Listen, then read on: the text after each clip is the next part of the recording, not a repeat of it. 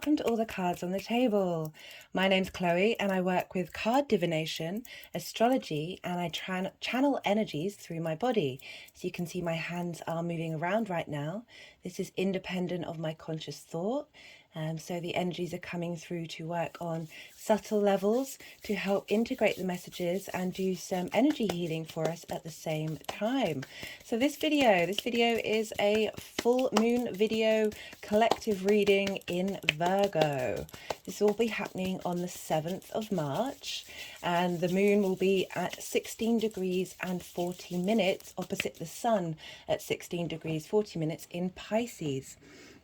So we have this duality coming together in this full moon, which is when our emotional needs and our sense of self are in opposition with one another. An opposition can often be seesawing from one energy to the other, and it's asking us to bring about balance.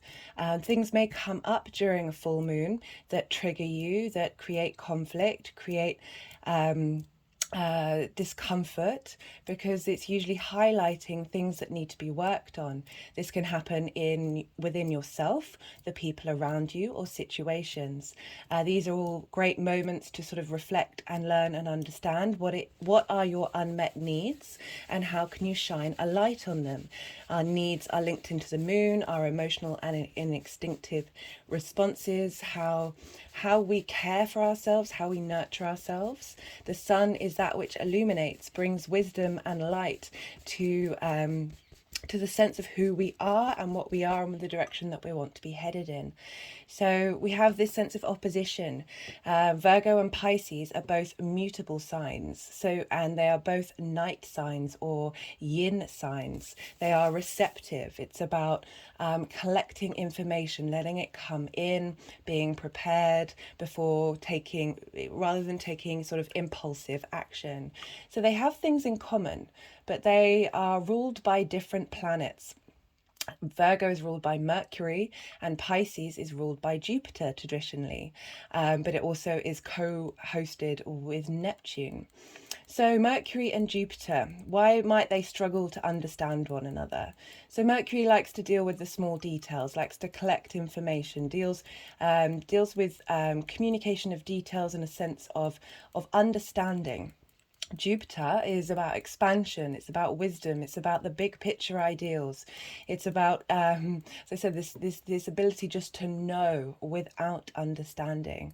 So we have this difficulty between these two of this water sign, which is Pisces, this the third and final water sign. It's the collective emotional ocean that we all swim in. It's that sense of being aware of all the different stories, not necessarily needing to understand them, but know that everyone is running around in their own different reality.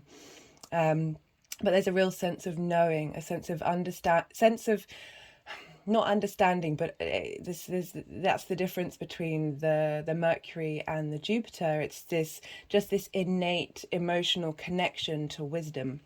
And Mercury and Virgo is the second earth sign. It's the social earth sign. It's about wanting to analyze critically about the tangible surroundings, earth being our physical form and how we go about in a day-to-day in a practical, tangible, logical, responsible fashion. And so there can be a bit of conflict here of earth signs can often struggle to tap into that which cannot be touched, that which seems outside of reality, whereas Pisces is fully embracing the unknown. A full moon is a time of culmination. Look back to the end of August last year when we had a new moon in Virgo. What were the intentions that you set? What was the energy that you've been putting into that area of your life since then? And you may see a culmination of that, a reaping of the rewards. Or things light may be shone on the things that you haven't quite seen yet, the smaller details that haven't quite been worked out. So apologies if you can hear that. My hands are knocking over the heart space on my body, on the chakra. They will tend to do this during the reading. And so please bear with me while this is happening. And so I just want to say a quick thank you to everyone engaging in the channel. If you're new to the channel, don't forget to hit the subscribe button. If what happens in this video resonates with you, also don't forget to hit the like button. Interaction with the channel means that the algorithms then send it further afield. And so if there's anything in this video that really resonates with you and you find helpful on your spiritual and human journey, yeah, don't forget to interact, because it really does help get that out to other people who might also receive the same benefits that you have done. Do check out my description box for these videos. I'll list all the decks and the crystals and the meaning of the crystals in there. I also go through these videos and mark where the tarot cards fall out to give like another layer of understanding.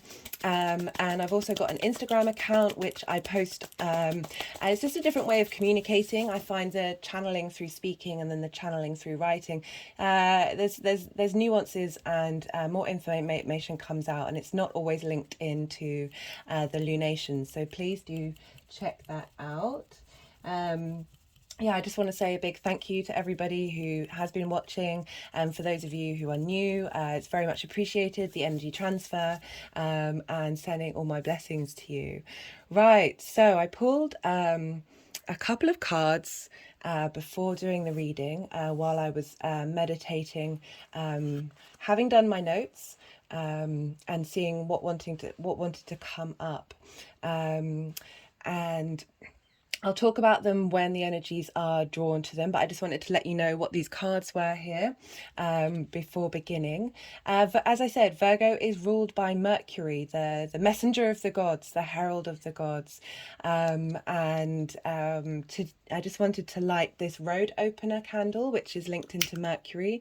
Mercury likes to collect information, facilitate the ease of communication, and that's linked into travel as well, just bringing about a sense of flow. So just sort of light the candle in honor of Mercury today. This is being recorded on Sunday, which is the sun's day, at the moon's hour, so we're bringing in the moon and the sun's energy for this reading to get some inspiration and clarity about what this full moon's all about. So Virgo, let's talk about Virgo first. It's the second sign that's ruled by Mercury. The first one is Gemini. The contrast between the two, Gemini's an air sign, likes to collect knowledge and thoughts, ideas, and share them for the sake and the fun and the joy of communicating that information. For the pleasure of intellectual conversations. Virgo is an earth sign. It's very practical. It wants to use the information that it's disseminated and apply it into the 3D world. It follows Leo. Leo can be linked into the heart. It can also be linked into the ego, this need to be seen and to see others. So with following signs, we get a kind of corrective energy. And Virgo wants to provide the medicine to help ease whatever issues that may come up around that Leo energy of working from a space of authenticity and love, of what's getting in the way of that, and how can we provide help and assistance. As I said, this is both Pisces and Virgo are mutable signs. Apologies, the books that I'm going to read from for these cards have just fallen down. So I just want to put those back. So both Pisces and Virgo are mutable signs.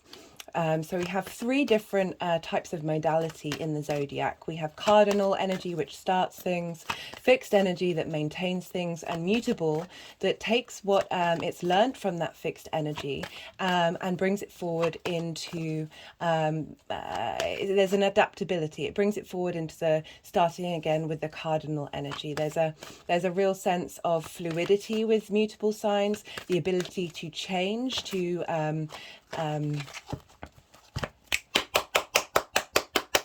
just had a feeling that the deck is being a bit so it's twice now that a card is sort of half come up but half not. It's sort of the in and out of the mutable, the possibility of change. It could be this, it could be something else. So I just wanted to do some bit of energy clearing. So as I said, Virgo is this, it's the social earth. It's like, how do we use this information that we've learned in order to be of practical help in a social level? How do we facilitate not only ourselves, but those around us? And Virgo also rules the digestive system. It's very much linked into health, and particularly in the body, using Mercury as a communicator. Desires free-flowing communication. Oh, just had an energetic release in the body. And there's I like that the Knight of Cups has just come up for that. I'm trying to read the cards as they come out. I just get a bit concerned about getting stuck in mid-flow. We've got the Knight of Cups. This is a defender of your emotions. We've got Pisces energy, that water energy, and helping us. Our bodies are mostly water. We have emotional trauma trapped in our bodies. This ability to, as I said, defend our emotional needs, understand our emotional needs, and there's a protective element here that's coming through with that Knight of Cups.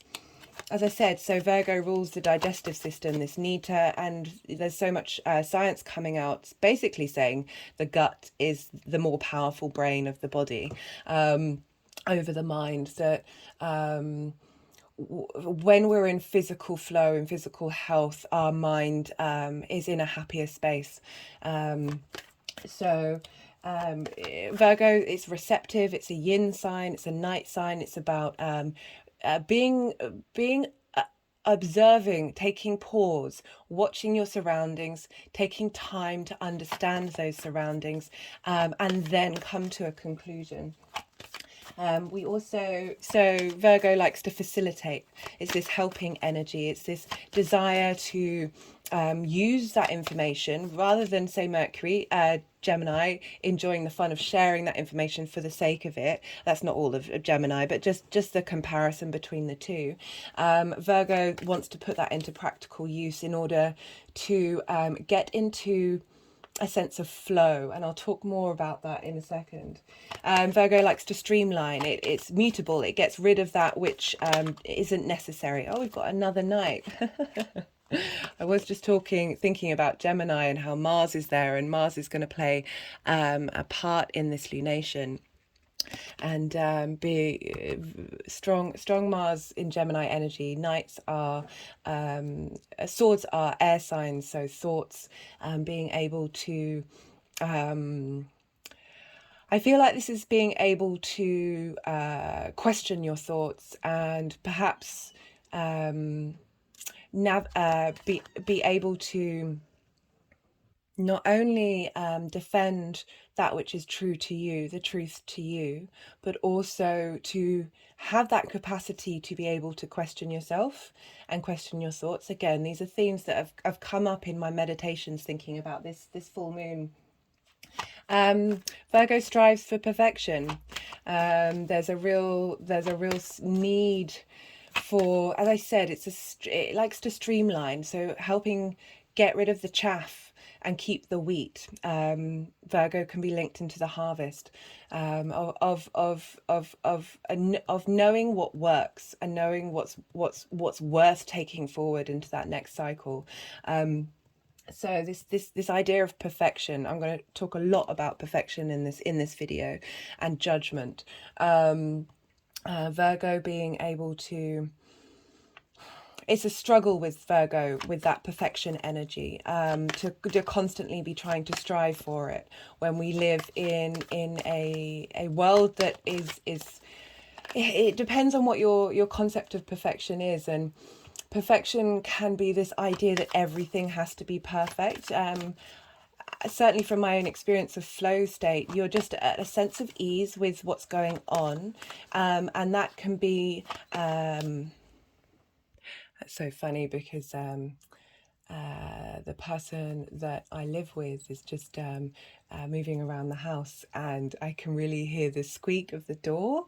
And while I'm talking about perfection and flow state and the difficulties Virgo has with it, just for those of you who are new to the channel, I've mentioned this a lot of times that I have a Virgo sun. These themes are very relevant, and certainly struggles that I've been working on, and we're constantly in that space of learning and growing. I had to pause the video because there was a sense of tension in my body at the disruption of the flow. And this is entirely to do with what I'm going to be talking about in this video, of this trying to shift this idea of what perfection means. That perfection means everything has to be perfect, as in everything that you want in that moment, the highest ideal, the highest ability to essentially that there's nothing wrong, and that for me, I really am surprised by the fact that I've been able to do this channel. I've had a lot of self-criticism throughout my life. I feel like with Virgos you can't really tell them anything they haven't already told themselves, and that means the good, the bad, and the ugly. Like, personally, my brain consistently throughout my life has broken me down, annihilated me in every single way, through that desire to strive for perfection, to reach that sort of eternalness of of where there are no faults.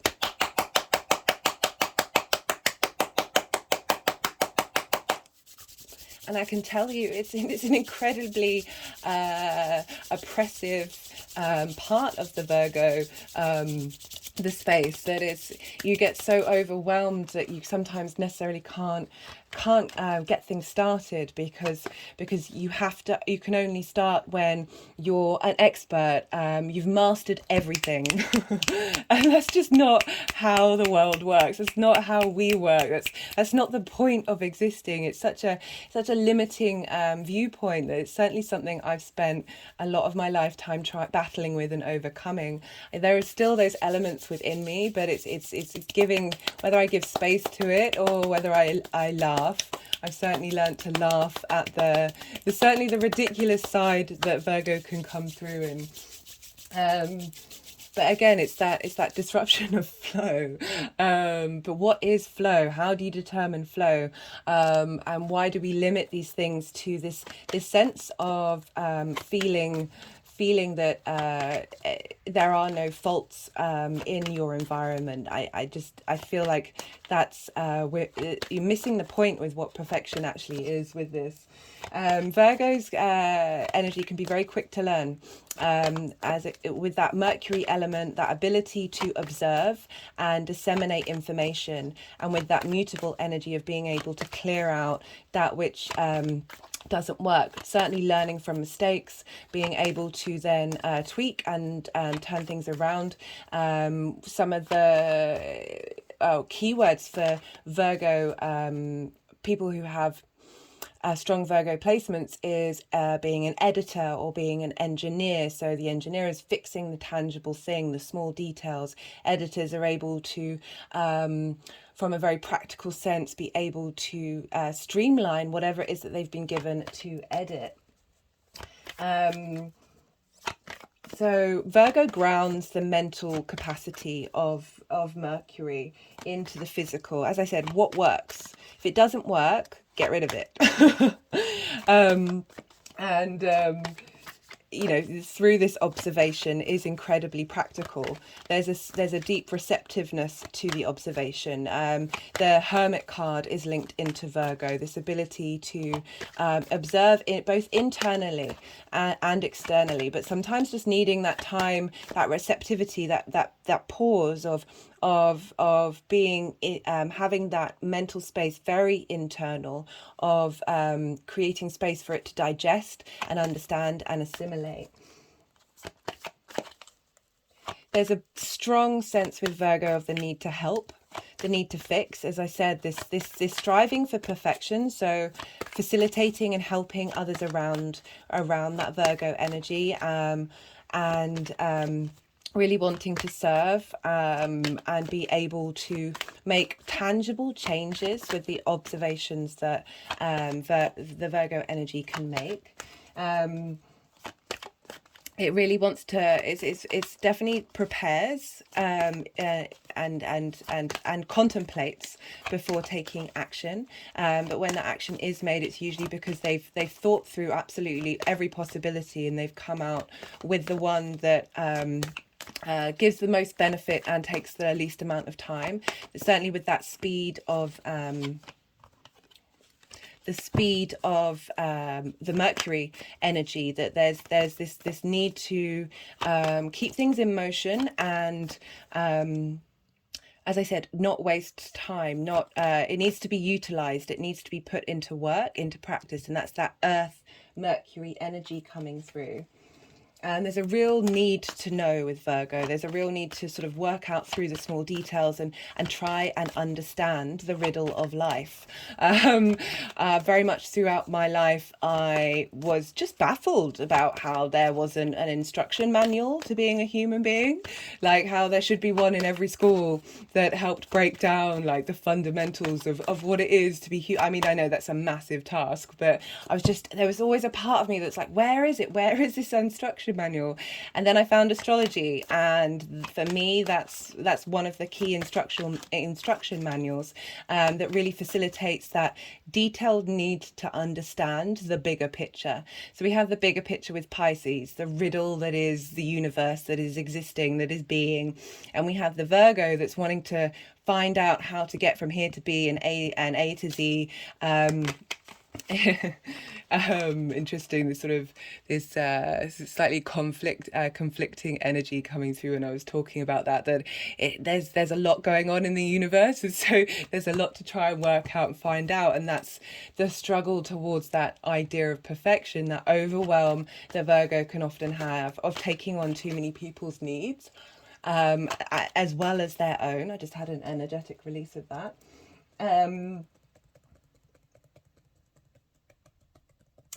So I'm just looking at I keep getting drawn to looking at the book for this card, this really lovely card, but there's a part of me that wants to break down everything first before going into that. So, you know, there's with if you link into food, there's a lot of linked around Virgo of the healing modalities of herbalism and using the resources of the earth to provide health benefits. So in terms of like food, it's rather than it being tasting nice, or tasting to your preference, which would be more Taurus, it's about how is this going to benefit the body in the most maximizing way for the smallest amount of effort and probably the cheapest amount. With Virgo, you get this need to be valued, whereas with Leo, there can be this need to be seen. Virgo, where the frustration may come in, is if help has been provided, but it hasn't necessarily been taken up on or hasn't been appreciated, and that's where Virgo can get a bit overworked and overexhausted, because its default mode is often to provide assistance.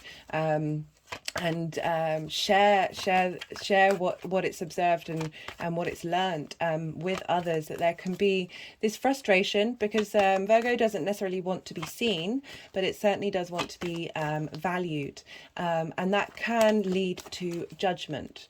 Many things in the Virgo sphere can lead to judgment, and it's one of the key words that I wanted to bring through with this reading, as well as this idea of perfection, and how we can flip these ideas on their head.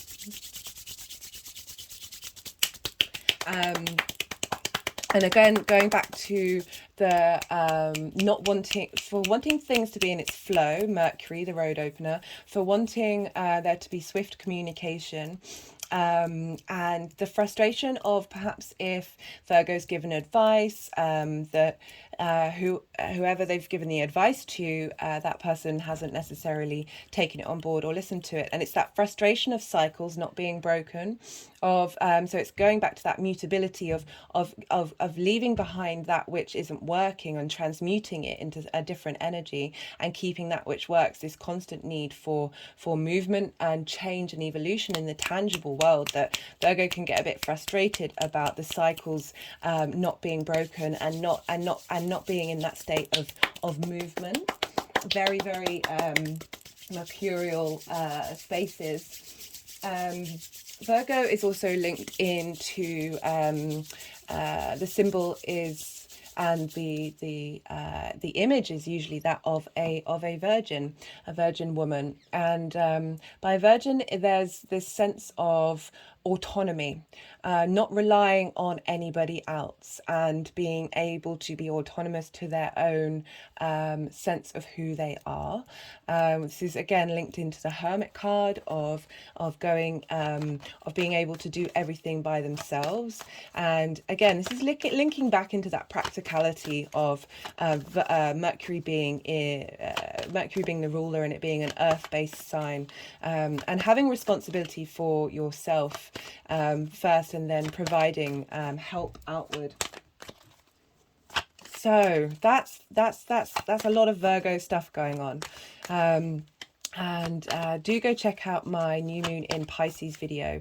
I'll talk a lot more about Pisces in that video than in this one, because the focus really is here, where the moon is, where your emotional needs are being highlighted. The light of the sun of Pisces is feeding into that Virgo energy. So that sense of knowing, that sense of acceptance that Pisces has, which Virgo doesn't necessarily have. Again, we link it into the judgment, and that is through the criticism, that constant need to observe and change, that Virgo can through its own self-criticism, because we are all mirrors, can lead to judging the outside world and criticizing the outside world.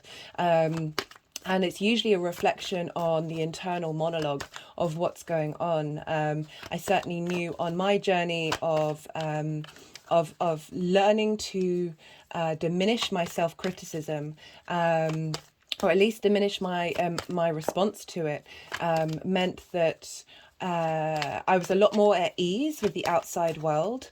I found it, I was able to walk with it a lot easier, and also moving away from the need to help in a way where sort of providing advice constantly when it might not necessarily be wanted in that moment. As I said, there's a practicality to the earth energy that can often sidestep the emotional responses of people in need, especially if the Virgo doesn't know how to fix the situation. It might retreat and struggle to connect. I mean, it varies with everyone. These are just generalized themes. Everyone's chart is different, so if things aren't resonating, then this is a collective reading. So there's this feedback loop between the self-criticism and the external criticism. And often we find when we have self-criticism, we then end up, people then mirror that energy, and bring in that sort of confirmation bias of the validity of that criticism that you have internally. Learning to move away from that judgment space, learning to, not entirely, but in the space of, it can be quite withholding, that energy, and can be quite limiting when you're spending your time trying to fix things that haven't been asked to be fixed. I really recommend with everything and everyone is focus internally on your journey and how you're moving through the world, and from your own experiences, before spending your time trying to fix everyone else around you. Really tend to your own needs, and prioritize that space, because if we're over extending ourselves with helping others, there can lead to resentment, which then builds on that judgment. Perhaps we don't get that back, or if we're just tired and overextended, that there can be that space for resentment, that space for frustration that can come up. One thing, so with this moon, like how does this make sense? How does this, what is this about? So this is asking you to, so a full moon in Virgo helps illuminate facts rather than, I mean that in a really practical sense, that things that you might not necessarily want to look at, just the practical reality of the situation. We've got it linked to Pisces, but there's facts are often subjective, but there are still some eternal truths that we can work with. But Virgo often has the receipts because it's so observant, and that because of that slight critical edge to the way in which Virgo can communicate, that it might not necessarily get the response that it's looking for.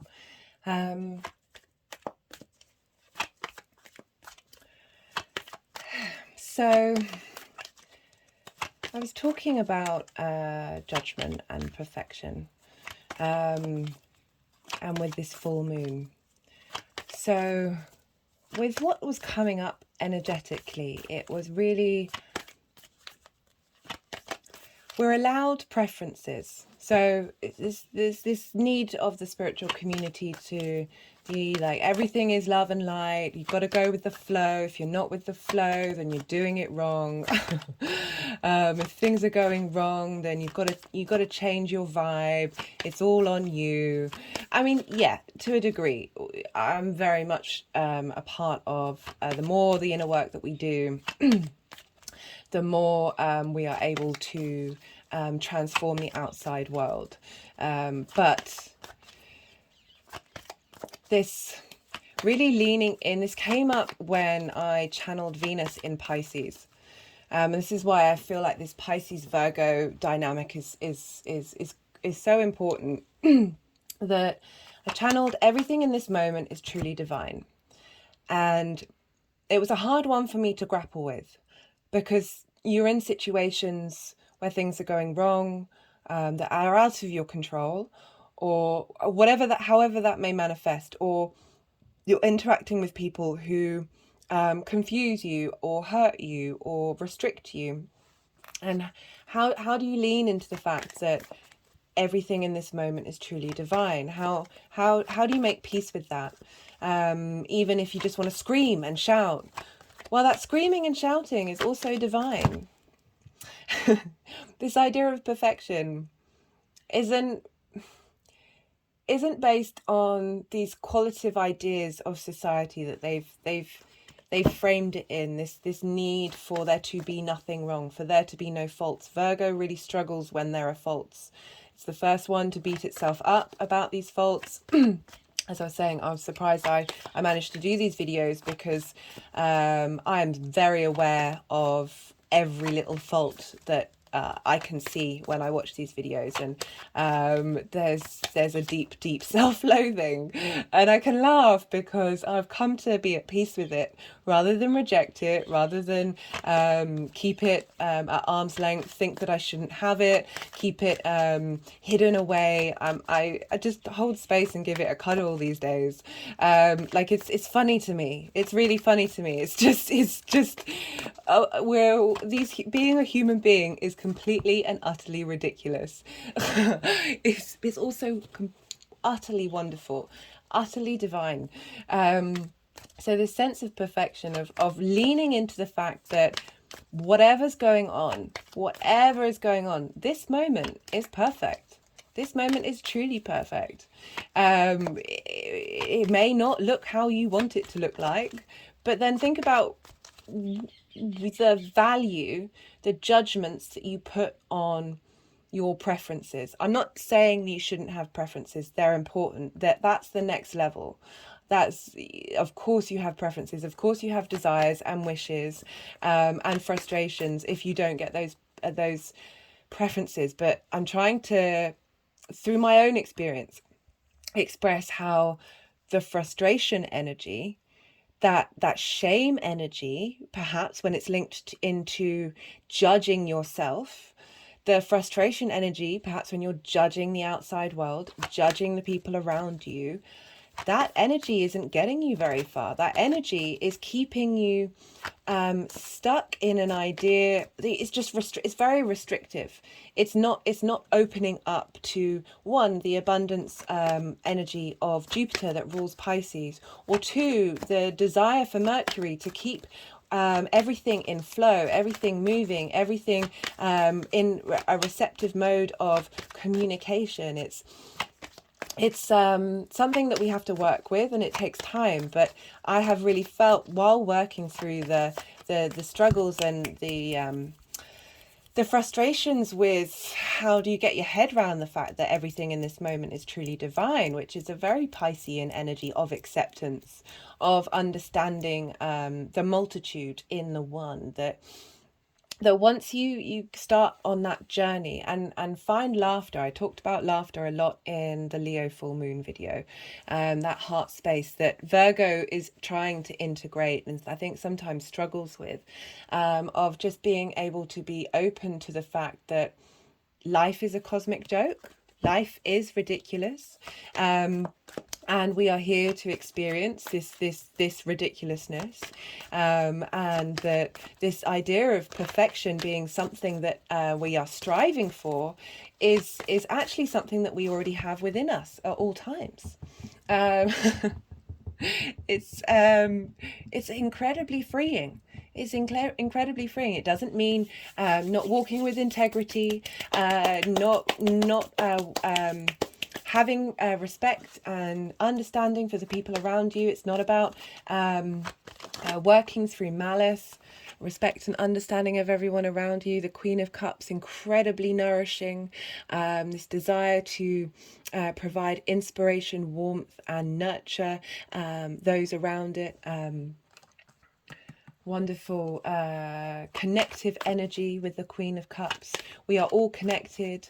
We are all part of one another, and we're all running around in this struggle bust of existence, and passing judgment against situations and people, and yourself in particular, for not reaching this ideal of perfection is trapping you in that space. It's holding you hostage. It's keeping you from trying and doing and being, which is what we're here to do, is to explore and to have fun. Mercury wants to explore, tap into that the freedom of Mercury, of exploring, and just wanting to connect. So that's that once we sort of try and move through that embodiment of what that frustration may feel like, sit with that energy, sit with that emotion, give it some love, give it some understanding, shine the light of that Piscean sun onto that space, onto that self-criticism that you may have, that feedback loop that just means that you're judging your external world and judging your internal world. It's really asking you to sit with it, let it move through you. And the more that you do that, the more that you know, earth signs are very embodied signs. Sit with your body, understand, think about the communications that that emotion is trying to say and where it's coming from. And the ideas of who you are and what you are and what actually really, really matters to you. Big picture, long term, rather than this perhaps this short space, this narrow space that we can encounter. And I don't mean the now space. The now space is incredibly abundant of being very present in that moment, because those emotional responses often come from past traumas. So thinking about the future and what's been limited through that judgment, through other people's movements and actions, your own, of how you're then blocking off the future and holding on to the past. So I'm not tapping into that now energy. That's a different kettle of fish. Such an I need to look up what that phrase means. Because we got fish there for Pisces, and I'm just wondering, kettle tea, making a tea made of, no, that sounds quite unhappily repulsive, but I'm trying to find that earth sense of the kettle and making a tea.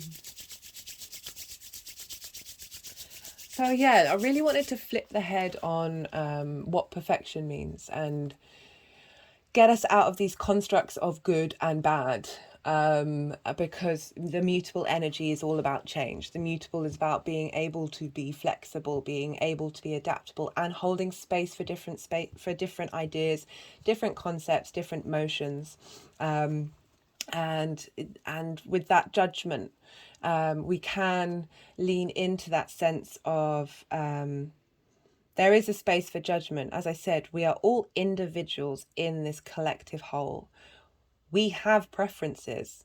That's the point of being an individual. We all have our personal preferences. And when we have preferences, that leads to judgment. But it's about flipping judgment on its head to not block those roads.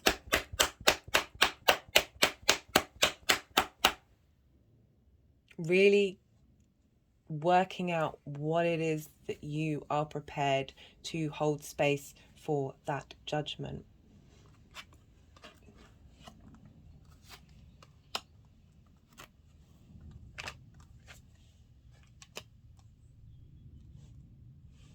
Don't know if you can see there, the energies have just stacked. The Knight of Pentacles with the Five of Wands, the Knight of Swords, and covered by the Queen of Cups. I feel like there's a lot of nurturing energy coming in from the Sun in Pisces. That beautiful, I've definitely felt with the Sun moving through Pisces, more able to connect into faith rather than fear, and just being a bit more comfortable with whatever's coming up, and not judging myself. So certainly from my own experience, if I do something in the wrong order that then takes up more time, or something falls over that I've knocked off, it's the tiniest little things. And this is the capacity of the minutiae that Virgo can bring about that criticism. I would have such a physical bodied response of shame, of frustration, of irritation, that always just used to cloud me and completely take up too much space. And it's definitely something I've been working on. It's still a work in practice, like with everything. So the critical thoughts, the negative thoughts, the judgment thoughts, you're probably still going to have them. But whether you pay attention, whether you hold space for them, is a different thing. Don't judge yourself for those critical thoughts. Don't judge yourself for the judgment. But do you engage with it? let it flow, let it flow through you, let it flow into the ocean of that Piscean energy. And yeah, it's shame and resentment. Let's try and work through those energies and move through them. Right. Oh, I just wanted to mention a little thing. So we have the water and earth element. They both they have a sense of weight, a sense of gravity to them compared to fire and air. They get along. They interact well with one another. Water replenishes the earth, and earth gives structure to the water. And I like the fact that we've got this energy coming through just before Saturn moves into Pisces, an hour after this new moon is exact. This is a big shift for everybody. This is a 3-year period of time where Saturn will be in Pisces. I've talked a lot about Saturn. If you've been following the videos for the last couple of months, I'll be doing a set of videos based on Saturn in Pisces.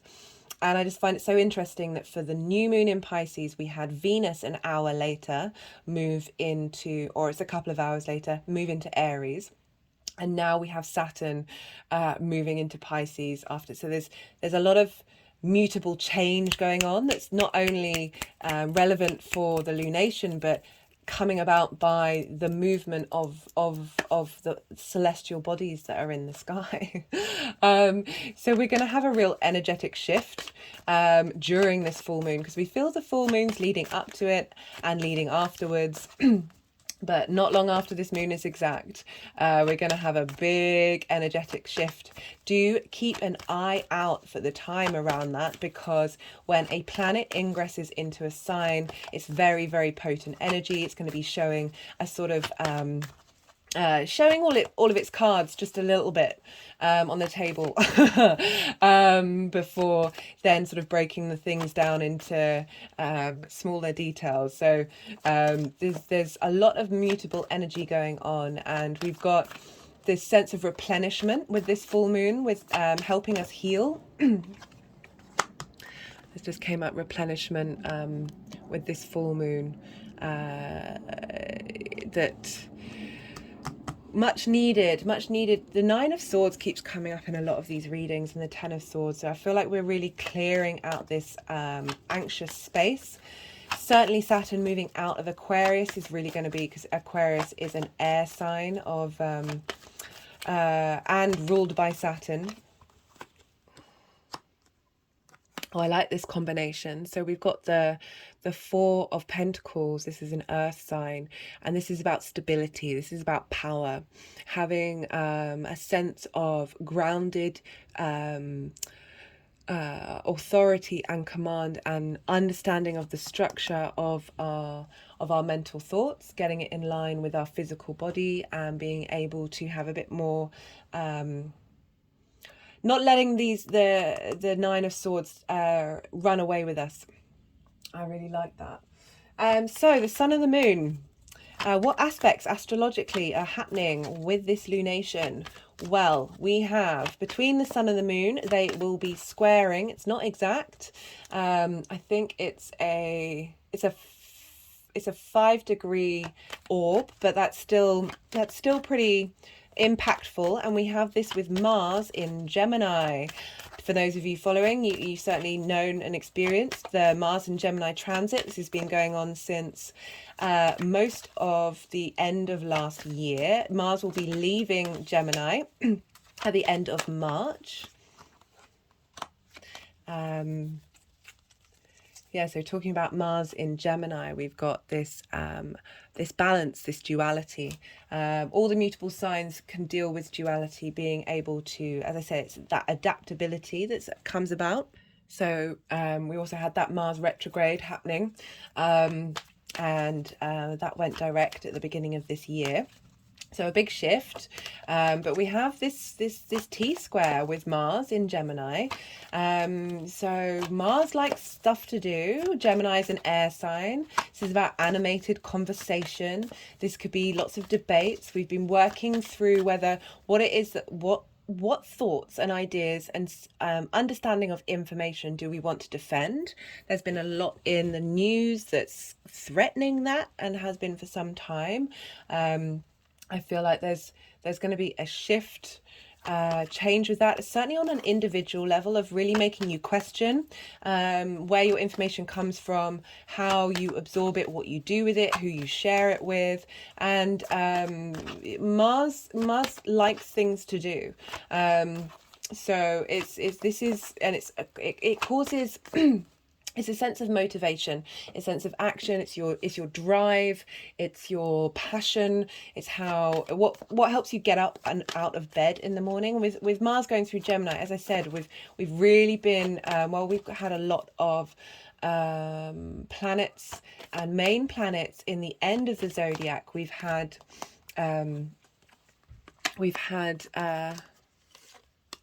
Mars in Gemini. So I was talking about that with planets at the end of the zodiac. This is the Eight of Cups. We have been going on our own individual journeys to help discover who we are and what it is that we value. We've got Pluto and Saturn both moving signs, but this is leaving a comfortable situation to essentially level up, go and climb the mountain, and start a new journey. So I like that that's come up with that. So as I said, we've got lots of big planets at the end of the sign, but we've got Mars in the first air sign. Like, it's really this sense of bringing it back to basics, about what we want to integrate, and what we want to strive for, what we want to defend, or have motivation behind taking action in that area of our life, being able to hold space for different ideas, and not see things as black and white. This is a lot of what this moon is about. This real sense of openness and understanding. And we have this squaring the moon and squaring the sun. This could lead to conflict during this full moon. There's no getting around that. Squares are an aspect of Mars. They can bring about drama, can bring about conflict, things blowing up, especially with Gemini, of arguments over nothing maybe coming up. But if you're in receipt of this conflict energy, look to what is triggering you and why. As I said, all these things are... So look to what's triggering you and why. The Nine of Pentacles is very independent energy. The reason why this energy, this figure has been able to get to this place of living, hanging out in their garden, talking to the birds, being able to relax, is because they've made the right decisions. They've created a solid foundation, they've thought about what they're doing, they've aligned it with their integrity and their purpose, and they've been able to create a state of abundance. And for me, this full moon is very much about being real with your emotional needs, using Mars and the ability to cut through information that just had an energetic release, isn't serving you, transmuting it, and adapting it into a practical use, but really shining that mirror, that judgment, that discerning judgment, that critical analysis, without shaming yourself, without being not based in reality, of you know how you talk to your friends, and you usually talk to them in a way that's more nourishing and comforting than perhaps you talk to yourself. Do that. Talk to yourself. Look objectively. Look outwardly. We've got Saturn at 29 degrees, 59 minutes. Really in the final air sign, really asking you to focus on the higher perspective, the long term, not the nonsense, and really be very grounded in the nourishment, bringing that Queen of Cups, that Pisces knowing, being in receipt, maybe taking time during this full moon just to chill out, just to see what comes through, and helping you reassess what it is that you think is true, what of your judgments being based on. Really be real with yourself. So there's this sense of mirroring that comes up. When things come up that frustrate you, whether that's what people do, what people say, how you think and how you do. But it's more the mirroring from the outside world with this full moon. What frustrates you with the outside world, and you think it's got no connection to you. You're passing a judgment because you think you don't do that. It's certainly been a main thing of my personal practice. Every time I get triggered, every time I pass a judgment thinking, no, that's not me, that's something from somebody else, I really try and analyze into the deepest details. Where have I done that? In what form have I done that? And then when I find an example of how I've behaved in that way, however nuanced it is, I think about why I've behaved in that way. And then it's like you're putting yourself in somebody else's shoes, which is very much Pisces energy. Pisces rules the feet, walking a mile in somebody else's shoes. And that can be really, really hard for us to do, really incredibly hard. And it helps to try and do that and connect to that on a personal level of, okay, well, why did I do that? Why did I respond in that way? And it takes us away from this space of hypocrisy, which can be another facet of judgment when we are being critical to others. Often we're being hypocrites. Often we do those things and we are judging other people for doing the things that we then go out and do. And that energy is so... We all do it. But as I said, like really, what was I talking about? I was talking about, looking to yourself. Oh God, I went off on too much of a tangent. But I think the message came through of really being really honest and pragmatic and tapping into your own self from a wider perspective in order to reap the benefits in the long run. This is very much the message that's come up with this video when I was doing the meditation of being real. Of being really real, not critical, but real, like the reality. You're real with your friends, you're real with your loved ones. You explain to them the reality, because we get so stuck in our own heads. We think other people are thinking about us. We think other people are judging us. Yeah, sometimes we are, but most of the time we're judging ourselves. We're spending time judging ourselves, and we get this distorted reality come through. And when we're real with people, we're helping break out that illusion. And interestingly, talking about illusion, because Mars not only is squaring the Sun and the Moon, but is in a tighter square with Neptune, which is at 24 degrees. Mars of Pisces, Mars is at 21 degrees of Gemini, so that's a 3-degree conjunction, and Mars is heading towards that square. And we've had this square on and off, and it can be linked into taking deluded actions. There's some iffiness with that square, but I see it for this new moon is Mars cutting through the illusions, the boundaries that we have, that we set for ourselves, these ideas of ourselves, cutting through those in order to facilitate the magic of Neptune, that boundlessness of really understanding that we are everything. Everything in this moment is divine. Judgment produces separation to both yourself and those around you, in terms of that. And then when we cut through that, we're then really able to understand our own needs, our own preferences, rather than judgment. So we have that square happening as well. There's a lot of magical, Mars square Neptune can be the spiritual warrior, can help. And there's a softness coming through from the Neptune energy into Mars that's helping us on a broader perspective, tap into the magical and the mystical through the actions that we take during this full moon. Just had an energetic release there.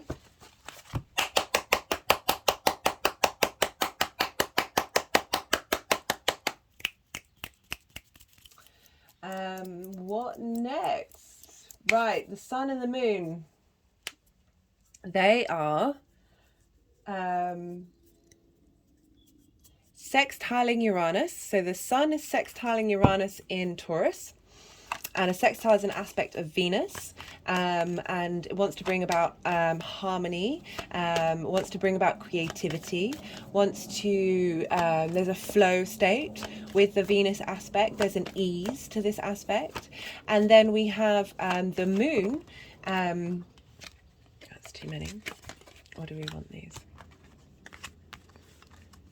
So I just got the 10 of Wands in reverse and the Queen of Wands. Let's see where they want to go. Here we go. 10 of Wands and Queen of Wands. Releasing of burden and being, having some autonomy in your inspiration, come there. But I feel that I'm getting the energy of that's for something else. So we have a trine between the moon in Virgo with a Uranus in Taurus, and a trine, they are both earth elements. They've got things in common. They're sharing resources at this time. Uranus is very, flips things on its head. I love Uranus. I call Uranus the path clearer, the chain breaker. It comes along and releases the tension that you've perhaps been ignoring or you haven't felt like you've been able to deal with. It doesn't particularly care about the fallout of that flipping the table upside down. I do recommend there, so we had big Uranus energy with that Leo full moon, going to check out the Uranus direct video that I did. I'm going to be doing another one soon. It's because Uranus is very much linked into the eclipse energy that's going on, so very powerful energy. Uranus is in its rotation upside down compared to everyone else. Its north pole points towards the sun. All its moons are in retrograde motion. It's the oddball of the solar system. It's unique, it's individual. These sextiles and trines, so with the sextile to the sun, it's being able to truly express our authentic self, our unique self, with that sun energy, and being able to facilitate wisdom with the moon, this trine aspect of Jupiter, bringing about opportunity, wisdom, expansion. Uranus is really helping funnel that energy. Taurus, the first earth sign, our senses, our body, the things that we have desire over on a tangible sense, feeding that energy into the moon, helping us transform our unmet needs, helping us release cycles, shake down breakdowns that haven't served us, and flip those on its head to help get you truly your authentic self, getting you truly to tap into your own divinity, your own perfection, which is you already in this moment. But really getting you, Uranus wants to get you into a state of authenticity, and this is being facilitated during this full moon. Love this. And I pulled the 6 of coins, which I always link into Saturn, but it's because there's a hierarchy in the sign. It's about giving and receiving, being in receipt of a gift from someone who has more wisdom, more authority, and it can be linked generally into a gift from the cosmos. So I'm just getting the sensation that I actually shouldn't be talking about those cards right now, whereas the other ones they were calling to me at the time. So we have this facilitation energy that's really helping us be able to get to the truth of things.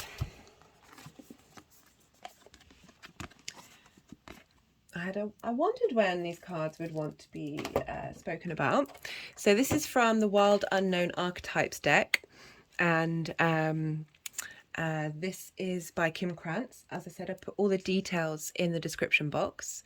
I wanted to just want to hold these up. I'm trying to make sure that candle, I can't quite see on my phone, if the candle's in. I wanted to make sure, just so there's the energy from Mercury coming in as well. I really wanted to highlight that. So I'm going to read from the book because I think it kind of highlights what I've been talking about. The desert, the drought, the wasteland, the badlands. The desert leaves us disorientated, desperate for direction, grasping for meaning. longing for solid ground. I mean, if that isn't a vibrational level of Virgo, I don't know what is. Grasping for meaning wherever you can find it. The endless miles we are confronted with a lack of clarity and existential dread.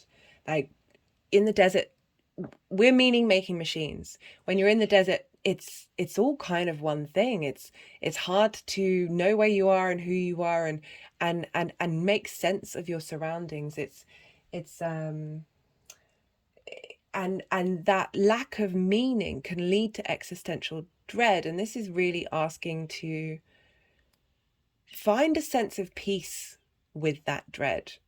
Appreciate it for what it is. Realize it's not everything. It's part of something. There are many different things, and there's also nothing. Very Pisces. We are thirsty, hungry, pleading with life to get back to normal, to become animated by the simple pleasantries of day-to-day life. The desert offers no such comfort, and all must pass through it. If you can embrace the discomfort of the desert, knowing you will someday reach water again, so appropriate for the illumination of the sun falling on Virgo, this earth energy, this desert energy, of feeling struggling with trying to find meaning in this crazy world right now, that there is water, there will always be water. You can tap into the potent energy of the landscape. Its lights are blindingly bright and its darks terrifyingly deep, which makes for unbridled creativity and clairvoyant visions. Truth resides in the desert that otherwise remain hidden. The crows, the shadows, and the coyote calls surround you. Let the winds and the sands work their deep magic, weary traveller. When in the throes of the desert, contemplate the following. You are not alone. You have more supplies with you than you think. Water is very near. The desert is alive and pulsing with energy, despite its desolate appearance. Turn towards it rather than away from it. Yeah, so this is kind of tapping into what I sort of suggested. I mean, obviously everybody do what you need to do over that full moon, but I'm really getting this feeling because it's a reset. They're both night or yin energies. This need to just sit and be at peace and let things come in, even if you might feel a bit uncomfortable. Aletheia, truth. Our soul recognizes the truth. When someone speaks it, a cool wave of relief washes over the room, and all the facts and figures in the world fall by the wayside. Such is the power of Aletheia. It has an undeniable resonance that goes beyond the rational. We can also recognize Aletheia by its contagiousness. When we hear someone speak the truth, we see the truth within ourselves and are more likely to tell our own story. The Aletheia card requires us to step towards an act of truth. This might look like a conversation, a gesture, a poetic act, or a ritual that honors the unveiling of what has been concealed. Reclaim your own truth. It is a way to reclaim your vital energy, health, and sense of belonging in the world.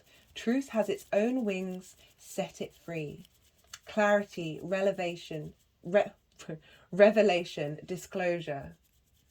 It is said that the resonance of our voice changes when we speak of falsity. In this light, practice seeing truth as a vibration. Love that. Love that. That's kind of finding the balance between the Virgo desire to understand and the Pisces energy of knowing that truth, being comfortable without finding the details. But I like how she asked to maybe do a ritual, contemplate what truths you're speaking, really listen to yourself, take time sitting with yourself, sitting with the truths that you think you understand, and in that space of meditation, being able to hear those vibrations and hear what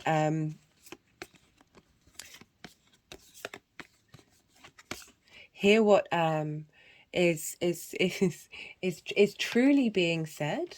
And I liked how it said then from that space you're able to tap into your vital energy, because we've got a lot of fire energy in this lunation. Where do these want to go? These want to go here. Let's put these here. We've got a lot of fire energies. So talked about Uranus. So we'll look to, as we're talking about fire energy coming up, I'm going to skip to Jupiter. And Jupiter, so we look to where Jupiter is in the chart for this full moon, because Jupiter traditionally rules Pisces. As I said, also co-ruler with Neptune, although that's something I still mull over. I feel like Neptune, Uranus and Pluto don't want to be confined. They don't want to be allocated just to one sign. There are certainly themes of Neptune in Pisces that make a lot of sense. But Jupiter is the largest planet in our solar system. It is able to encompass everything in our solar system within it, that ability to hold space for every possibility.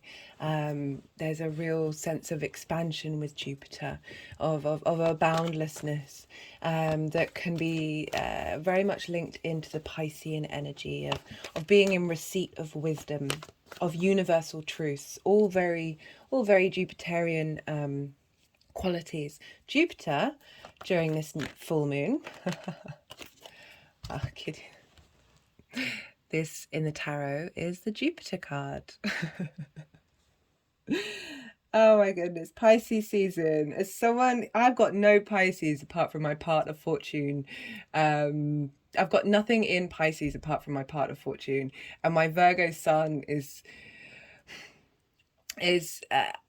there's so much magic with Pisces. I love Pisces energy. I take it. It brings me a lot of joy. It helps me feel complete, and we often get that with the oppositions of interacting with other people who have planets or whatever in a sign that we don't have a lot of connection to. Doesn't mean that we don't resonate with that sign, it's just not as apparent. And the more that I engage with this Piscean energy, the more I kind of know that it's already inherently within me. Like, we have all of the signs in the zodiac. Everything is encompassed within us. But there is also, my Virgo sun does get a bit frustrated with the fact that Pisces just knows, because I've created this channel in order to help provide more information, like all the cards on the tables about, being as upfront and open and showing all the details. Like when I'm watching movies or something, or TV series, whatever it is, that somebody doesn't communicate all the information to another person. And in my head, I'm just screaming. I'm like, if you just told them what was going on, they'd be able to make an informed decision, and we wouldn't have another half an hour of plot detour. And we'd get to it. We'd fix the thing. So Virgo. Forgetting the journey.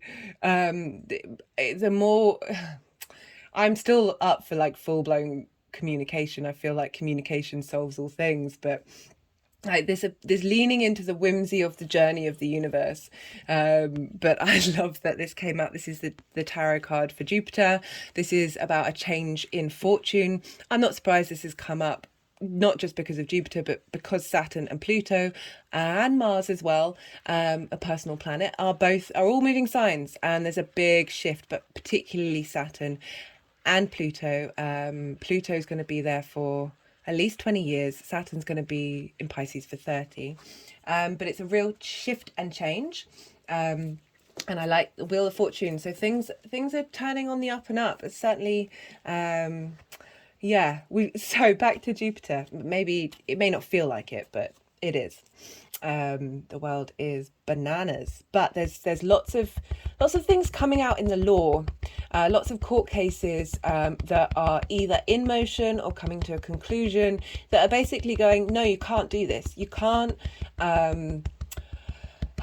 especially with Jupiter moving through Aries, which is all about the individual. It's all about independence. That it's that first spark of fire. I talk a lot about this in a lot of the Pisces videos, and the Venus one, she's just moved into Aries. That was a great video to do. That the way the cycle of the planets are in motion right now is really facilitating the growth of the individual. There may be oppositions, there may be conflicts that are happening. The ugliness of the human condition is bubbling up to the surface because we're heading into deep transformation, and for the better. I'm not one of those I don't think everything is going to turn into a painful dystopia. I think there will be parts of it that will, but it's part of the process of moving to a space where we think collectively, act individually. I am a proponent of the more you do your individual work, the more that energy is then available, that authenticity that you get to yourself, your true, your real, the thing beneath all the nonsense. I find it so hard not to swear in these videos. I try and keep it clean. That the more we do that, the more that energy that we're producing, the more we get into that heart space, the more and the gut space as well, and help those get into. I love how the Leo rules the heart and Virgo rules the gut, and they follow one another in the zodiac, because when you get those two in unison, the health is so important. When I lost my mental health, just deteriorated. I had a breakdown, and I had to rebuild myself. My whole life blew up. Thank you, Uranus. For the better. I'm a stan. The thing that I had to focus on first, and knew that was the key thing, was health, food. What do you put in your body? We all have to eat.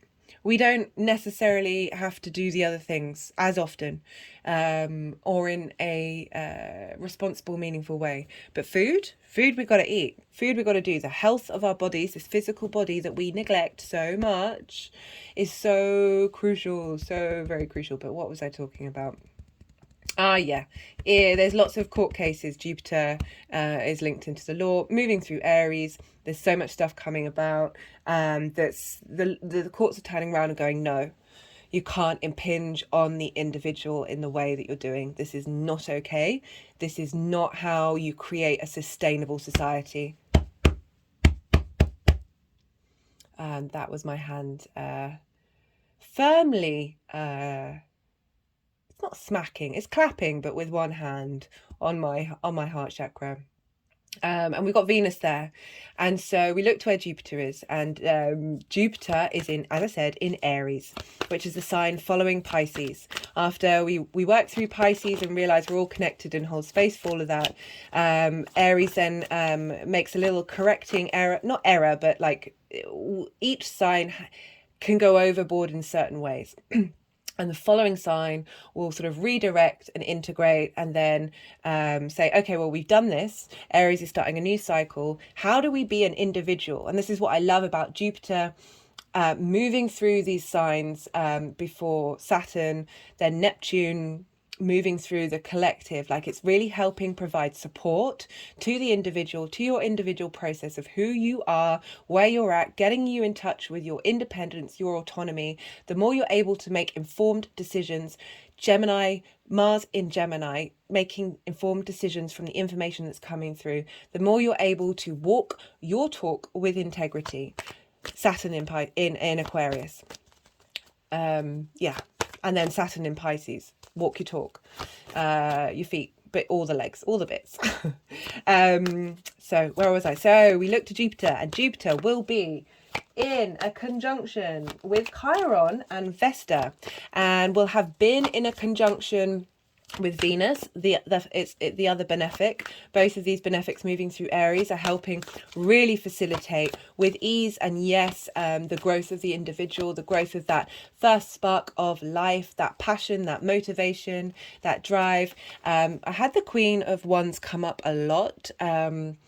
for the Venus in Aries transit, and it was usually very much like the beginning was either a card that's difficult, and then I'd get a court card at the end, and I very much feel that Jupiter and Venus moving through there is helping level up that Aries energy, helping bring a deep sense of wisdom to that Aries energy, where we're then able to be in our own authority. There's a command to a queen and a king.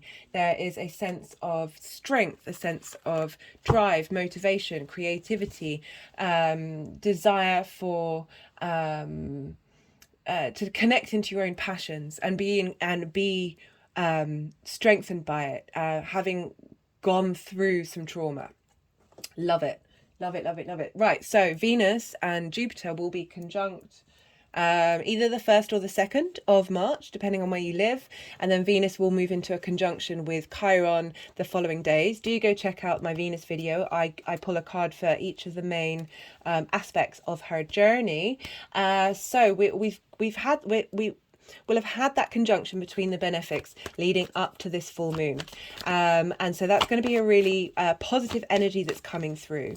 That is then also going to be playing a part. Admittedly, Venus is going to be at 18 degrees. She's moving away from the conjunction a fair amount, but she's still there, and it's still part of the process. That this energy is being funneled in to this lunation, this sense of wisdom, this sense of abundance, this desire for harmony, to be able to connect to your what drives you, what gives you pleasure, which is Venus. With Chiron, that's been moving through Aries for a while now. Love it.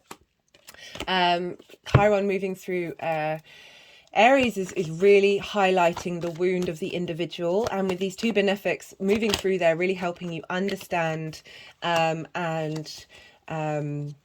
so we've just had the 9 of Cups and the 10 of Cups when I've been talking about this benefic energy. This is big stuff, and they're in Aries. They're starting a new cycle, so there's a lot of fresh energy with this. The 9 of Cups, I see that as it's often linked into being wish fulfillment, but I like to look at it as really embodying gratitude to everything that's going on in your life right now. My hand is just tapping on my heart chakra quite heavily, actually. Kind of hurts. And moving up to the throat, third eye, crown, and releasing the energy. Woo! So Chiron, the wounded healer, getting you to communicate, to understand the wounds and be able to transmute that, use that to heal yourself. And with the benefics being over there, really facilitating that energy. So we have that transformational energy that's happening in Aries. And that is going to still be reverberating on a vibrational level with this full moon, where I was talking about getting to the root of things, understanding what the truth is, as much as you possibly can, without all your trauma blinkers on. Like, it's hard to work through it. It takes practice. It's definitely a mindful thing, a thing to do in the state of receptivity. So we have this energy with Vesta, love it, goddess of the hearth. She was one of the oldest. There's numerous goddesses around the world that are linked into this hearth energy. This hearth was the fire in the home where you gathered, cooked food. It's very primal energy. It's about community, bringing together. And with Vesta, there's a sacredness to it. How do you tend to your hearth? How do you tend to your sacred flame that is that spark of life of Aries for you, your own autonomy? How do you take care of that? And Vesta's going to be there. She's really going to be helping facilitate and understand the way to move forward with how, oh dear, just had a strange energetic release there, how you tend to yourself with love and kindness and devotion. The energy's been quite potent today. Love it, love it. So we have all of that. We also have Jupiter square Pallas in Cancer. So Pallas has been moving through Cancer for a while now. This is Pallas Athena. She's linked into wisdom and truth. There's There's a stoicness to Pallas. There's a cool, calm collectedness to Pallas. She was one of the few goddesses that refused to get married. She's like, again, we've got this autonomous energy, this individual energy that's coming up with Virgo, Pallas, and all that Aries energy. Love how we've got the guru on the box. I love this deck because it's the guru, and I always think be your own guru, because we're all God, we're all the divine. You don't need to seek it out in other teachings. Just look to yourself, tend to yourself, find your own inner truth. So we got Pallas there in Cancer. Cancer is the first water sign, very emotional, very asking you to figure out what it is that you care about and how you emotionally connect to those things. Pallas moving through there is helping us regulate our emotions. Can't lie. She's it's very much like, wait, what is it? What does this make sense? Where's the wisdom here? Because we are living, we are part of social structures that have been denying our emotional needs, our survival needs, filling us full of dopamine, filling us full of foods that isn't really food. I don't mean to preach about that, but certainly, honestly, we could eat a little better. We could eat a little more mindfully. We could, don't eat 3 hours before you go to sleep. Intermittent fasting definitely works. I don't always do it, but when I do, I'm like, okay, I remember this being utterly amazing, of really being mindful. She's asking you to kind of embody emotional wisdom. And I love that we've got a square with her, with Jupiter, Chiron and Vesta, really facilitating. It may be that things come up, your emotional needs come up that feel conflicted at this time, but I really feel like this is facilitating integration of your emotional needs with the wisdom of the spark of who you are, with that benefic energy, and with Vesta there as well. This is really, really beautiful energy coming through. And so what's the final thing that I want to talk about? So I talked a lot about Mercury at the beginning, but we look to Mercury and where Mercury is, because Mercury rules Virgo, and Mercury will be in Pisces at 7 degrees. And so the Guru card wanted to come out. That sort of half slipped in my fingers. Let's see if can you see that? Should I move that? They're wanting it to go. Okay. The Guru card. So Mercury in Pisces is traditionally in its exile or fall. I prefer the word exile. So this is because Mercury rules Virgo, and in the signs opposite, the signs that they rule, the planets rule, or luminaries, is usually seen. So if you look at the signs as realms, and the houses as realms, let's stick to the signs. The signs as realms, as landscapes in which these energies traverse, which is why when they ingress, they're usually quite loud. The energies that come through when they enter a sign is because imagine a very powerful person entering a realm. They're sort of alerting themselves, and especially if you're thinking about sort of the Roman Greco time, which is the energies that they linked into the planets, was based on Sumerian astrology. So this predates that time. But the sense of, what if you had an emissary from a different land come into your land? You'd be met at the border and they'd sort of proclaim why they're there.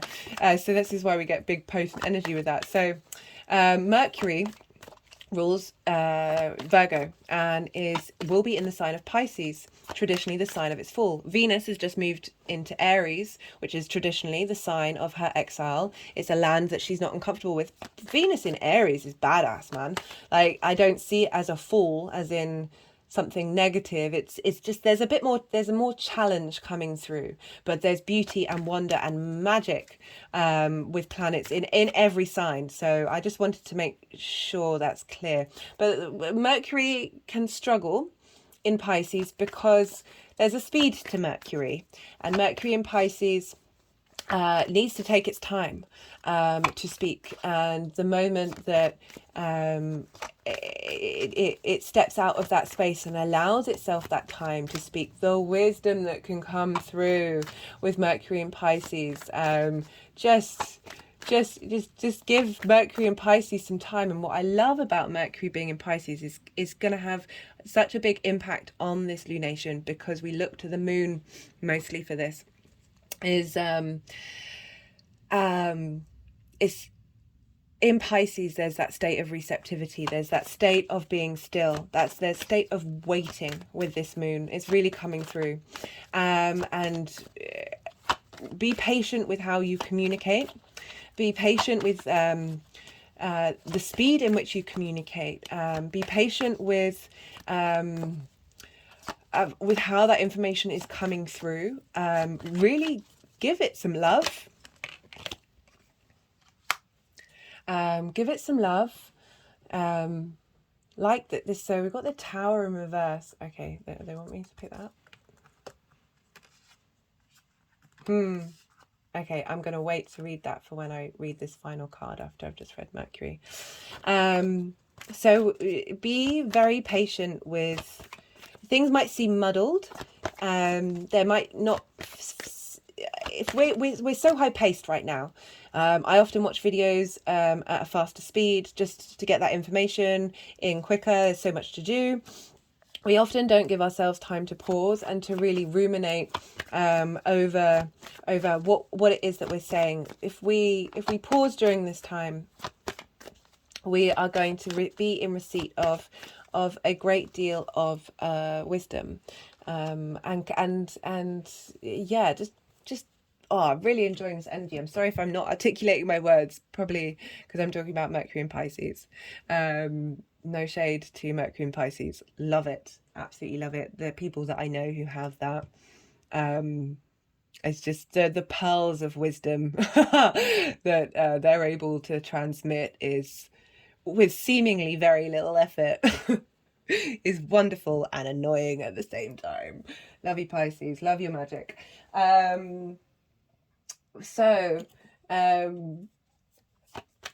Mercury is making a very tight aspect to the North and the South node, as well as Pallas in Cancer. So we've got a grand mutable water sign trine. So we have Mercury in Pisces at and then we have the South node in Scorpio. So funny. So the person I live with doors just squeaked again. It's never squeaked that loudly before, ever. It's so it really makes me chuckle about the way the universe mirrors. Are you going to walk your talk? So me saying, try and get in your flow, and then I'm fine with it now. But that first time drove me crazy, and it's like, it was an instinctive response. Watch those instinctive responses. See whether you care about them. Sit with them, let them move forward, and then the next time, I swear, you won't connect to it on an emotional level in the same way. And then you can have a nice laugh at what it is to be a ridiculous human being. So the South node is in Scorpio, and that's a fellow water sign, and we have Pallas, Athena, who I talked about, who's in Cancer right now. And so we've got this grand water trine between Mercury, the South node, and Pallas. Again, South node is about refinement, distillation of what it is that you know. There's a need for isolation with the South node, a need for a going inward. It's often also what we're comfortable with, and sometimes when we're comfortable, we don't necessarily look to those things and assess them,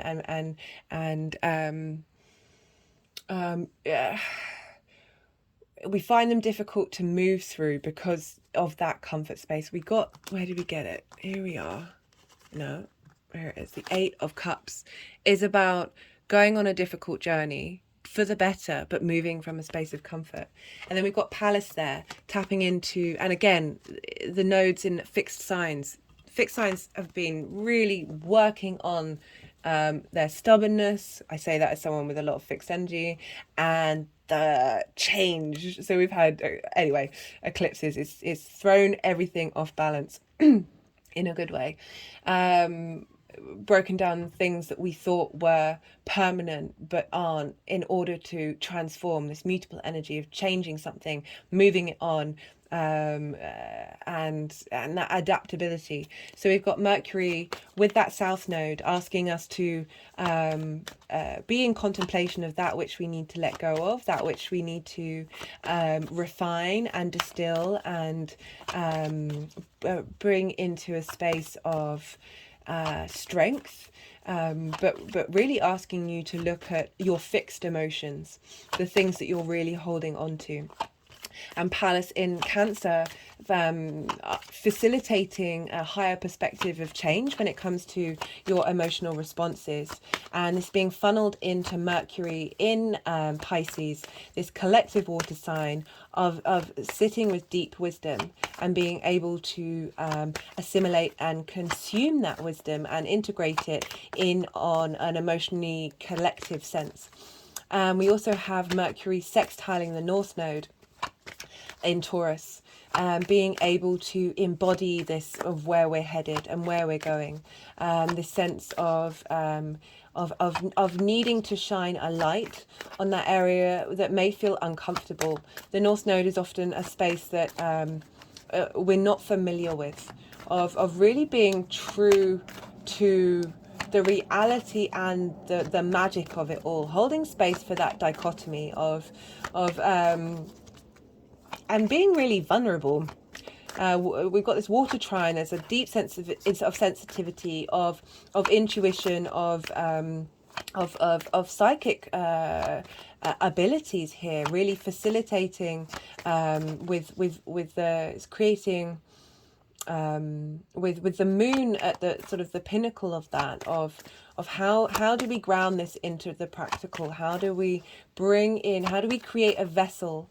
The heading for my Virgo new moon video last year was tend to your vessel. Have you been tending to your vessel? Your vessel's going to show you what you need to tend to, or highlight the work that you've been doing.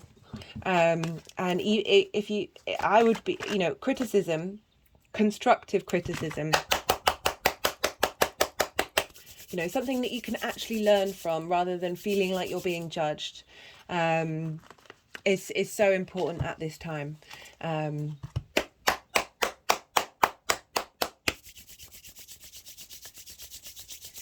Be pause and be receptive and let the truth come in. I don't feel like you've got to take a lot of action over this full moon to be aware of the change, of what's happening. What do they want to do?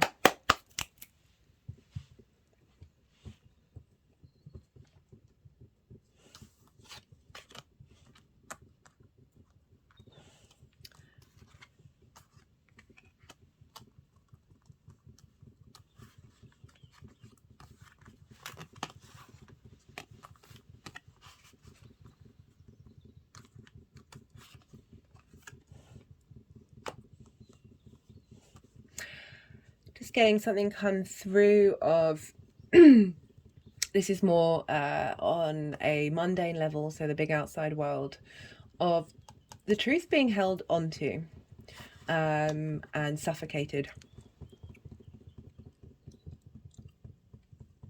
Just got a very big energetic release with that one. And how when the truth is, because there's another version, there's another interpretation of the Four of Pentacles of keeping everything to yourself, keeping the power to yourself, like not sharing, suppression, dominion, power, and it feels that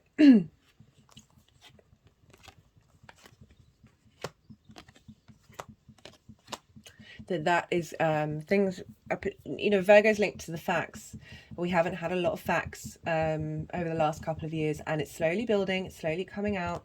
I have faith, I'm patient, that more and more is going to come out, so we are able to make the decision, make our autonomous decision to maybe think differently, go on an emotional journey, but with knowing that you're walking away of something that is comfortable, and being at peace with that. Okay, what do they want to do now?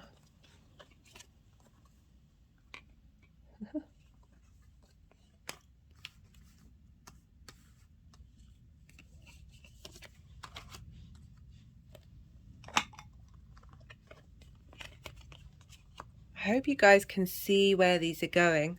I try and get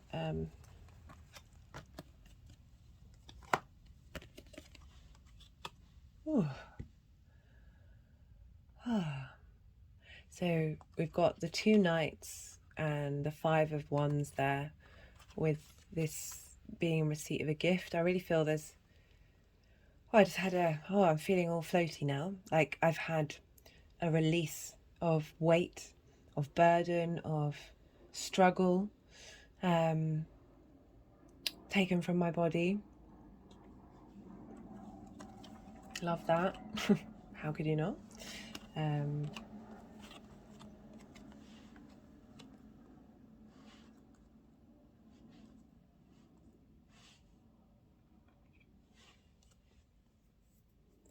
Okay, I'm going to read you this card now.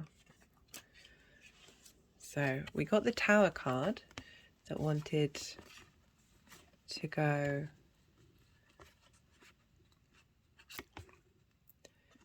behind what's called Beauty Way. And we've got the 9 of Pentacles following this energy. The essence. The Beauty Way is both a path that you travel on and a daily practice.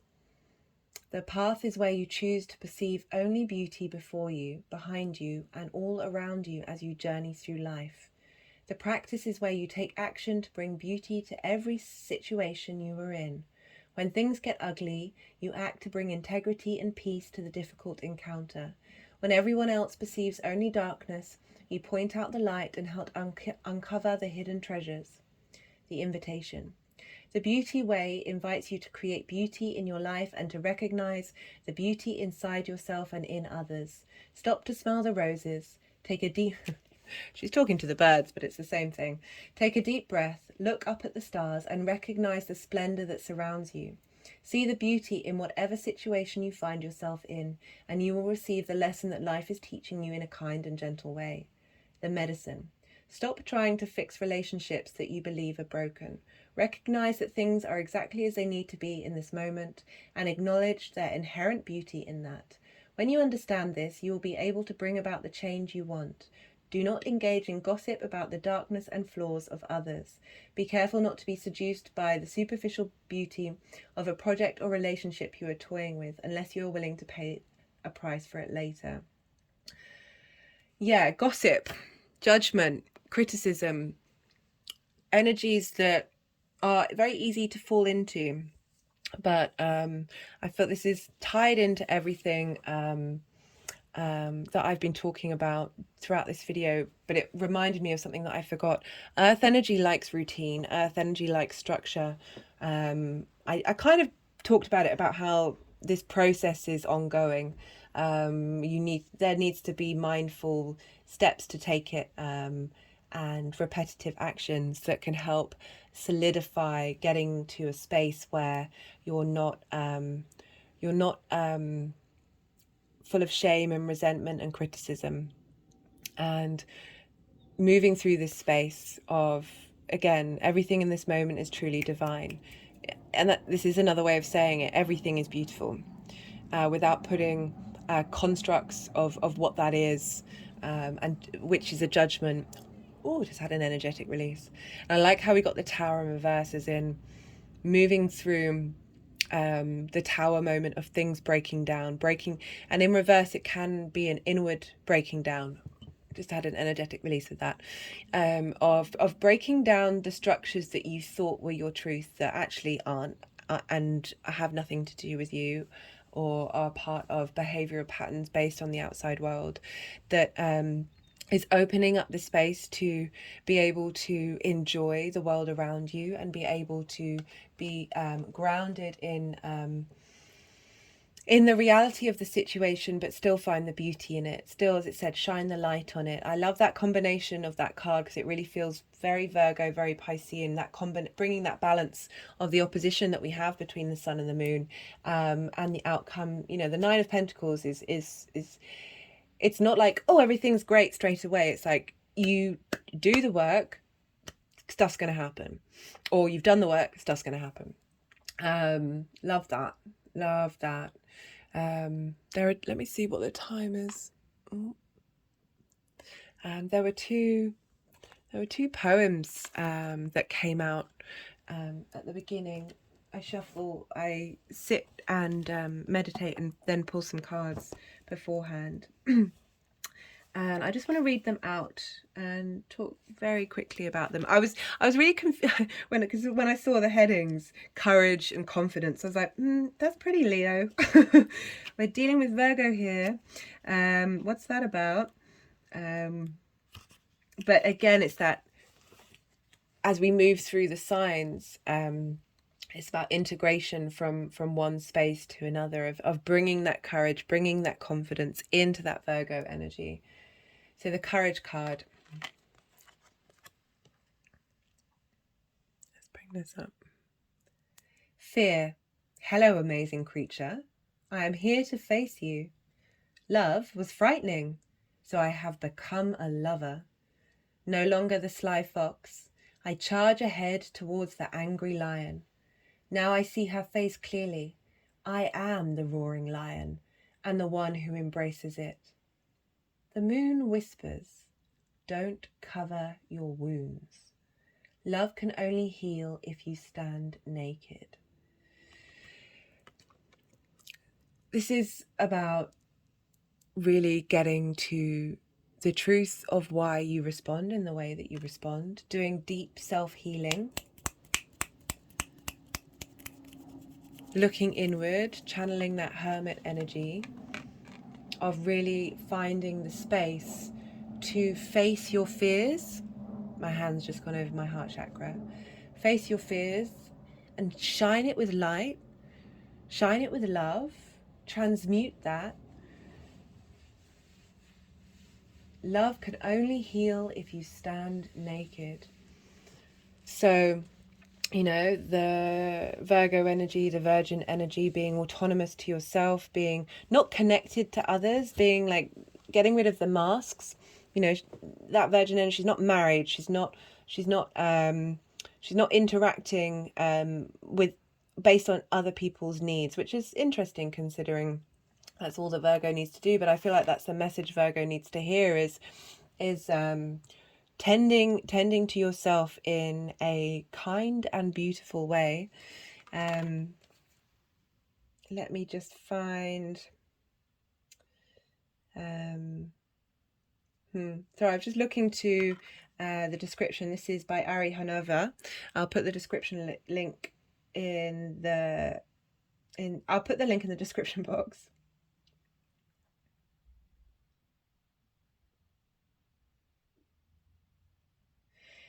We have been waging war against the most malnutritioned and neglected parts of ourselves. We conclude that we must not return to that horrible place, and if we happen to go back, we bring more shields and armaments. What if next time we left the armor behind and carried with us a mirror? The field and the frightening forest are different aspects of us. Whether we withhold ourselves from love or embrace it with all of our being, the mirror responds accordingly, and there is no other in love. What better way to heal lifetimes of wounds than to stand naked in the presence of love? I love that. That sometimes we don't want to look at the ugliness of ourselves, or the fact that we're gossiping or being critical or judging others, and it can be really difficult to face that and then not judge yourself for the judging for what you it can be a really vicious feedback loop. But you know, really asking, there is no other in love, we're all the same, it's all everything. And I love this line, what better to heal lifetimes of wounds than to stand naked in the presence of love. That's beautiful. Right, 107, that's 8. What's this one? Confidence. When I move with you. I feel your presence in time and in space. I am not afraid, as you are my beloved. Feeling your strength, I can move heaven and earth. And while others sing about love, I know I am the Sultan of love. I really feel like this is the Pisces energy coming through. You know, acknowledging when I move with you. We are all in this together. Every part of you is here with you, and you're all in it together. We're just you know, and through that strength of knowing that you're not alone, both internally and with the universe definitely has our back, even if it doesn't feel like it. We just need a bit more of a higher perspective.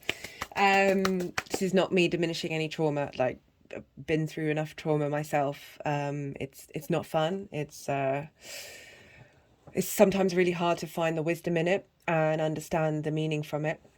It's certainly been a practice of mine. I know I keep talking about my practices, very Virgo of me. Here's the thing that I do, this will help, of acknowledging that through some of that, and it's difficult because when you know that you've grown through trauma, you're kind of like, there must be a better way.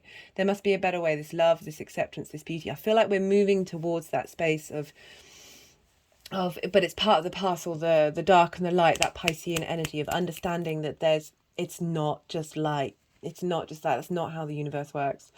That the Piscean energy is coming through and acknowledging that I've got you, I'm holding you. The more we feel held and seen, the less we struggle to need to understand. My hands have just covered my eyes and are meeting at my crown chakra. You know, through so much of our observation, it's through our eyes.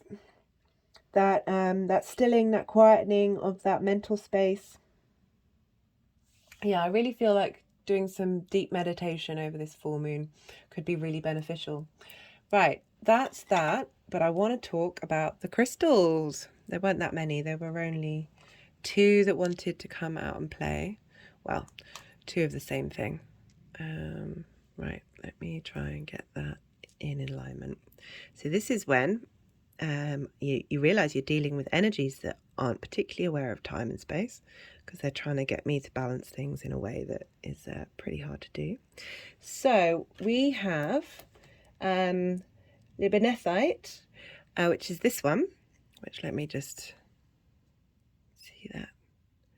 This was one of the first crystals that I bought, and oh, that's just gorgeous. I've said in previous videos, I'm a big fan of finding crystals for a bargain on eBay. This is the sign of Virgo, linked into the sign of Virgo. I'm going to read a fair amount about this crystal because so much of it, so this is from a book called Crystals of the Earth or something by Melody. I'll put a link in the description. I set up the altar, I channel what crystals, I've got a bit of fluff, channel what crystals, how dare I have a bit of fluff, how dare I not be perfect. I channel and the energies bring in the crystals that they want to bring in, and then it's usually the last thing I do just before I'm about to do the reading. I'll go to the book and I'll look to see what's come in there and to see how much it resonates with the reading, and this one kind of blew me away. I mean, they do every time, they blow me away. So, Libethanite, freedom from concept of having to live up to external expectations. Well, that's definitely something Virgo needs to learn.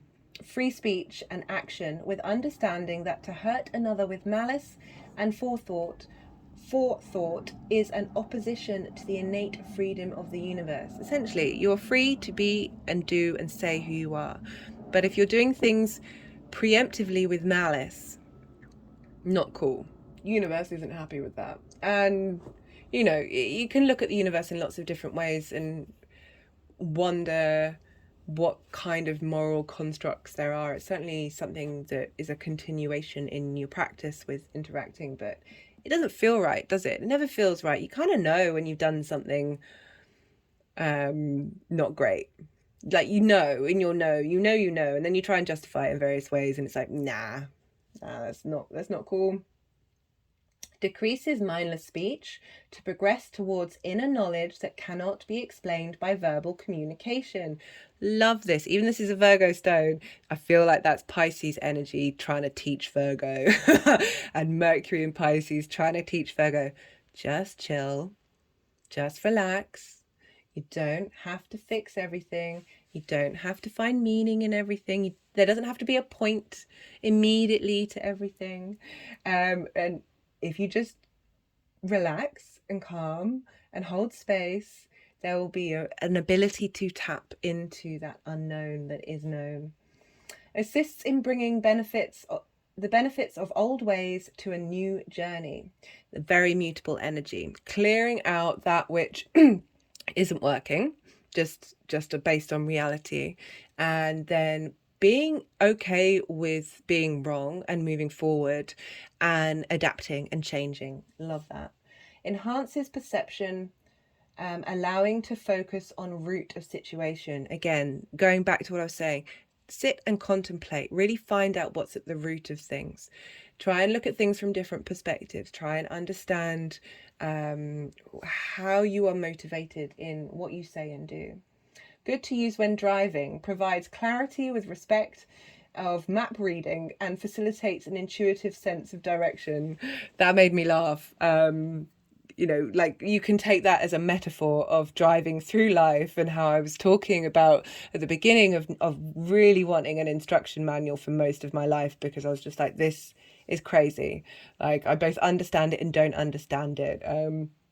And how this is a good stone to help provide and facilitate knowing which direction to go in. Love that. We also have black tourmaline, and tourmaline is a really great crystal to absorb not only the negative energy from the outside world, but the negative energy from within. I love it. And so, they are here for you. Nice little energy transfer to help facilitate the journey. So I forgot about talking about the Queen of Wands. Well, you know, I definitely feel that this is this ability to, as I said, tap into that. Oh no, I did talk about her, the spark of life, and be yeah, I forgot I talked about her. Sorry, Queen of Wands. But where, you know, the nodes are moving into Aries. You know, there's Venus there right now, and that ability to really have command of fun, of there's this of moving on. Like, the Queen of Wands is very good at just moving on, and not being stuck in the past, which is, we've got a lot of water and earth, which are can not necessarily disconnect and separate and move on. And I like that the Queen of Wands is coming through on that. So was there anything else that I wanted to say? Okay, they're just wanting to put these up for you. There, be your own guru, tap into your own divinity. Takes time. So some of you, it might be incredibly quick. We're all different. We're all on a different journey, all on a different path.